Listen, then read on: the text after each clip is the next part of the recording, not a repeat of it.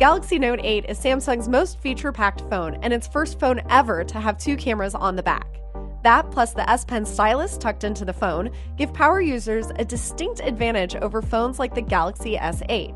But it's also Samsung's most expensive phone. Is it worth shelling out for this instead of the Galaxy S8 or S8 Plus, the LG V30, or the next iPhone or Google Pixel? Well, that's what we're here to find out, starting with these 2 cameras on the back.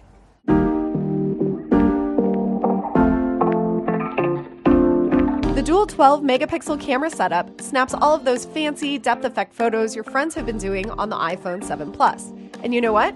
On the whole, they're pretty good. As a bonus, you can adjust the blur intensity before you take a shot, or even after.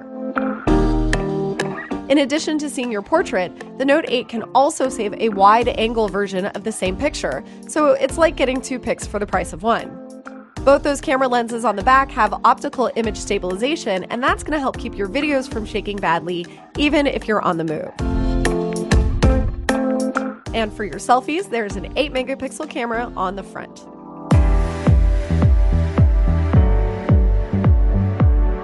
The other thing that makes the Note 8 stand out is the S Pen.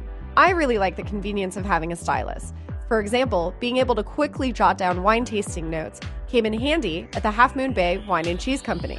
The S Pen will also easily open shortcuts from any app. Open a quick note from any screen and then stash it away as a floating bubble that you can come back to later. You can even write up to 100 pages of notes from the lock screen and then pin it there so you can go back and read them without having to unlock your phone.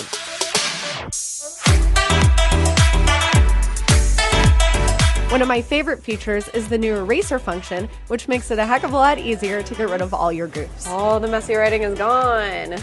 The S Pen lets you write all over the screen, preview your photos, take screenshots of what you actually want to highlight and not the whole screen, and you can also make animated GIFs from videos or from photos and messages you create yourself, and then share them with your friends.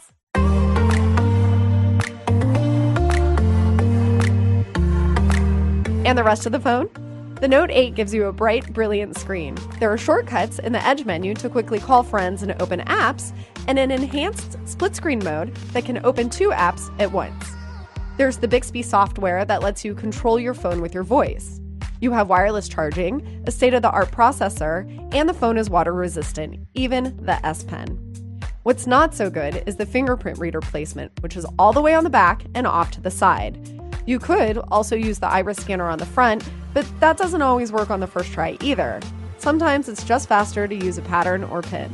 Okay, pause. What you're dying to ask is, how's the battery, and is it going to explode like last year's Galaxy Note 7? To be honest with you, I don't know. But we do know that Samsung has put it through enhanced testing, just like the Galaxy S8 and S8 Plus, and there haven't been any incidences with those phones, at least reported yet.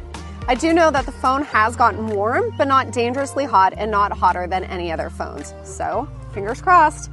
The Note 8 is certainly a great phone. But is it worth all that cash? Well, it depends. If you have a Note 5 or had to return your Note 7, then yes, splurge for the top-of-the-line features and all the extras that only the S Pen can bring. But if you're not chomping at the bit to take artsy portraits, the cheaper S8 phones have all the same core features without that second camera and stylus. The Note 8 can pretty much do it all, but unless you're planning to actually do it all, there are plenty of other top-rate phones to choose from.